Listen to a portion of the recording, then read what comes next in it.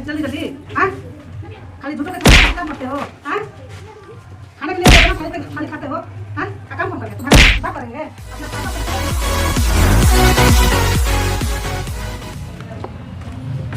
अपना पापा। अरे बेटा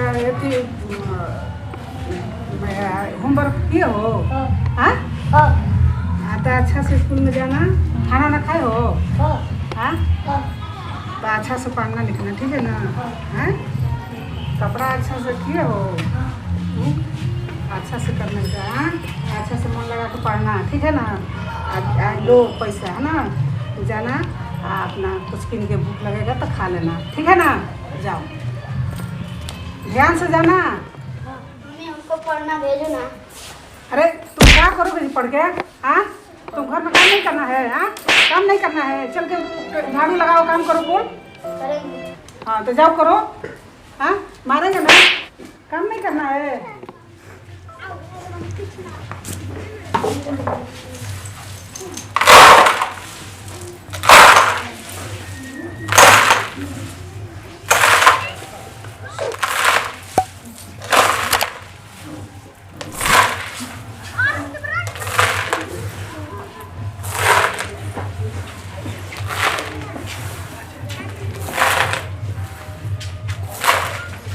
कैसे काम कर रहे हो? हाँ इतना देरी लगा काम कर सकता है? धीरे धीरे काम नहीं करना है, जल्दी जल्दी। हाँ खाली झूठों के काम करते हो। हाँ खाने के लिए इतना खाली खाते हो। हाँ काम कौन करेंगे? तुम्हारे बाप करेंगे अपना पापा से बताओगे ना? बताना नहीं ना है, बताओ नहीं ना?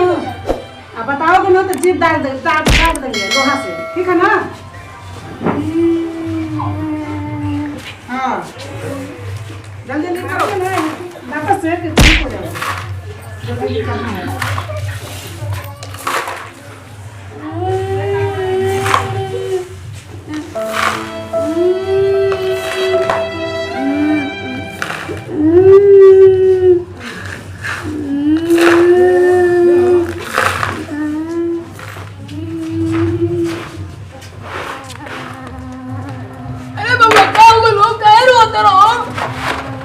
अब चुप रहो है बाबू, चुप रहो। तार मम्मी मर गई जाए तो चुप रहो। चलो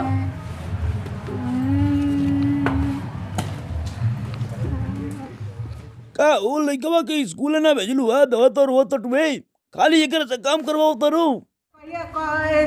स्कूल में भेज ले रही है, पढ़े नहीं के जात हमके परेशान कर लिया। हां अरे बाबा भेजत हां लड़का के हां इंडा दी तो हमार कौन गलती बा? बताओ तू ना हमें को लइका के भाई मर गई तो करो ना तो हम कितना माने नहीं। हां मानत नहीं की। हां तार देखत रह के नहीं मानत। खाली तू खाली घर में तो देखे के बाना, खाली तू बदमाशी करता रह, खाली झूठ हो गए, खाली बार बार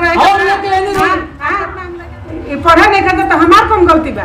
हां हम तारे के लिए कहने की बबुआ के देखभाल करे खातिर तो एकर मुंह में छोड़ दल में तो बुझा दे कि टूर लिखे रखे के नहीं करेंगे ना। हम तो कितना माने तू का जानब चुप रहो नहीं बात तो एगो माई मर गईली तो दोसर की एगो माई ले कहनी तो ई बुझा दे कि तारे कौन करे चलो तारी हो कह दो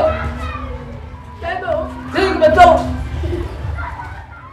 पूरा भोजपुरी समाज के छोट भाई अरुणा के लेके हाथ जोड़ के प्रणाम बा। रोज सब देख रहे बनी एजे एंटरटेनमेंट।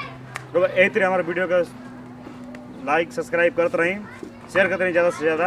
ये वीडियो में रोज सबने हम बती जाके देखे के नहीं कि एगो महतारी जौन बड़ी कि अपना बेटा के बेटा समेत रही और सौतेला बेटा के सौतेला टाइप के व्यवहार कर रहा बड़ी।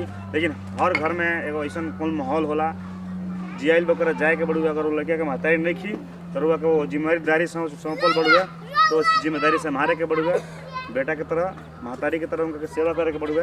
ज़्यादा से ज़्यादा ये वीडियो के शेयर करे के बड़ुआ कि ये तरीके का माहौल कहीं ना होकर के कहीं। जो भी हमारे चैनल पर नया बड़ुआ वो चैनल के सब्सक्राइब कर ली, बेल आइकन दबा दी, ज़्यादा से ज़्यादा शेयर करी। धन्यवाद। जय भोजपुरिया, जय समाज।